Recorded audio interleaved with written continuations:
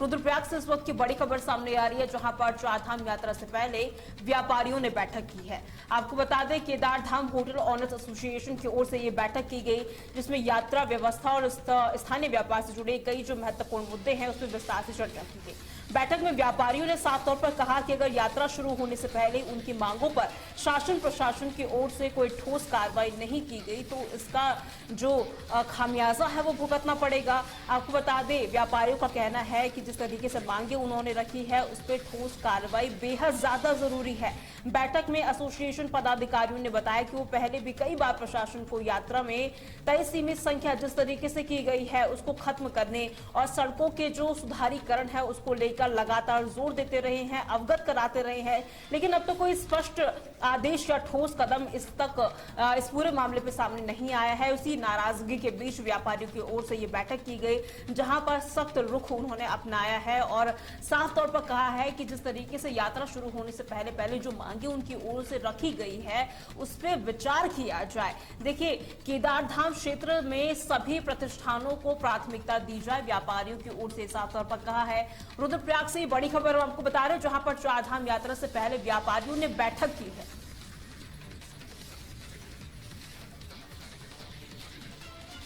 और इसी पर ज्यादा जानकारी के लिए हमारे संवाददाता नवीन हमारे साथ जुड़ चुके हैं। नवीन, देखिए, व्यापारियों की ओर से ये बैठक की गई, क्या कुछ उनकी मुख्य मांगे हैं इस बैठक में?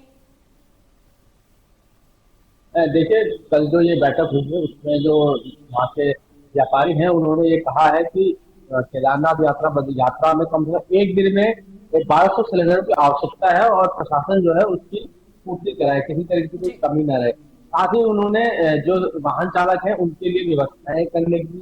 के लिए भी मांग उठाई है। साथ ही जो जगह खाली रहती है, आमतौर पर देखा गया है कि कुछ लोगों द्वारा वहां पे बिस्तर लगा के जो यात्री होते हैं उनसे पैसे वसूले जाते हैं, मनमाने ढंग से पैसे वसूले जाते हैं। इसको रोक लगाने के लिए भी उन्होंने मांग करी है। साथ ही कई जगह पे देखा गया था पिछली बार की चार्जिंग पॉइंट पे फोन चार्ज के नाम पे लोगों से 50-50 रुपए की वसूली की जा रही थी। इन तमाम मांगों को लेकर कल बैठक की गई और प्रशासन के सामने ये मांग रखी गई कि इस तरह की अगर किसी तरह की कोई भी घटना सामने आती है तो व्यापारी, टैक्सी यूनियन और वहाँ के स्थानीय लोग को लेकर वहां पर धरना प्रदर्शन देंगे और यात्रा में एक तरह से रुकावट डालने का भी काम करेंगे। नवीन, सीमित संख्या जिस तरीके से की गई है उसमें व्यापारी को क्या कुछ आपत्ति है?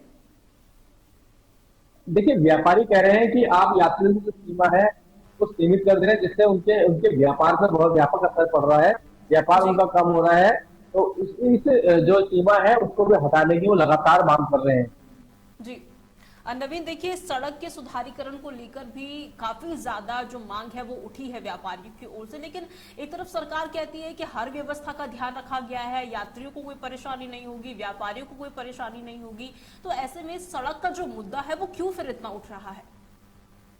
देखिए, कल कांग्रेस के जो वहाँ स्थानीय विधायक है लखपत सिंह बुटोला, उन्होंने यहाँ पे प्रेस कॉन्फ्रेंस करके ये बताया है कि वहाँ पे जो काम है वो पूरी तरीके से नहीं हो पाए हैं। और उन्होंने यहाँ तक कहा है कि मंदिर के आसपास जो आवास है उनको खंडर में तब्दील कर दिया गया है और उनके सौंदर्यीकरण का काम भी अभी भी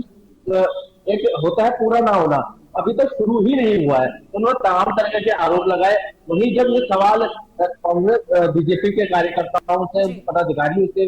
विधायकों से किया गया तो उन्होंने कहा कि चलिए, कांग्रेस ये तो मान रही है कि चारधाम जो यात्रा है, चार धामों पर काम तो हो रहा है, काम हो रहा है, देर होगा सवेर होगा, लेकिन काम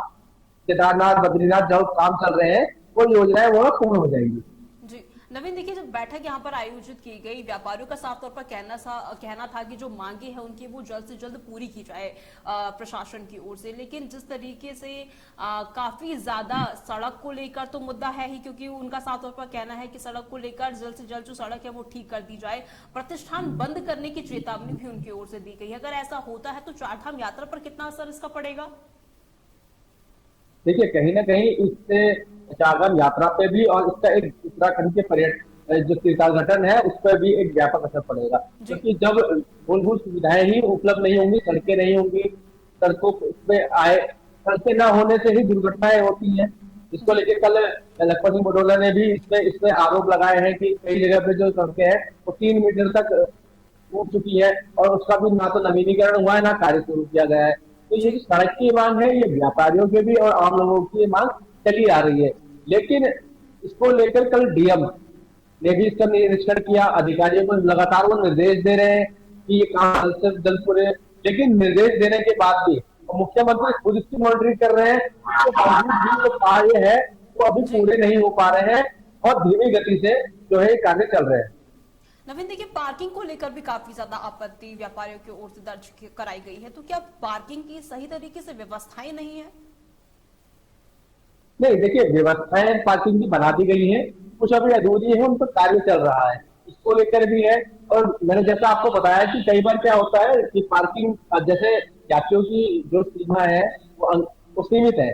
उसके बाद क्या होता है पार्किंगों में जो जगह खाली हो जाती है उसमें कई लोग क्या है बिस्तरों को किराए पे देके अवैध रूप से किराया वसूलते हैं, जिसको लेकर उन्होंने ऑब्जेक्शन उठाया है और ये कहा है कि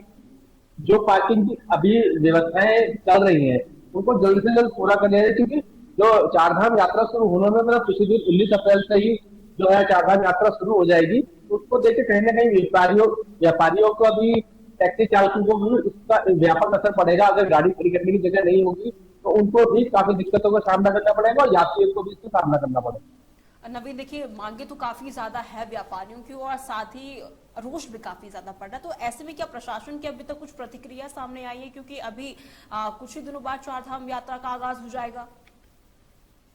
नहीं, प्रशासन का कहना है कि 19 तारीख से पहले ये जो जितने भी कार्य है वो पूर्ण कर लिए जाएंगे, लेकिन अब देखने वाली बात रहेगी कि जो कार्य चल रहे हैं वो कितनी तेजी से, क्योंकि अभी तक तो पूरे नहीं हो पाए। इसका कारण है बर्फबारी होना, लगातार वहां पे 2 दिन से देखी जा रही है बर्फबारी भी हो रही है, तो कहीं ना कहीं प्राकृतिक का भी अवरोध वहां पे पैदा हो रहा है। लेकिन प्रशासन का यह कहना है कि वो